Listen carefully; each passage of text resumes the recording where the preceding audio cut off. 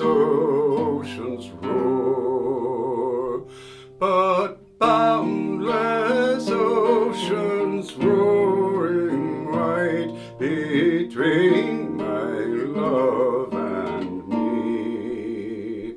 They never, never can divide my heart and soul from thee.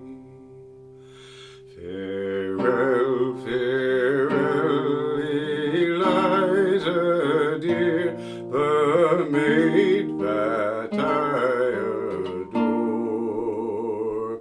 Her boding voices in mine ear, we part to meet no more.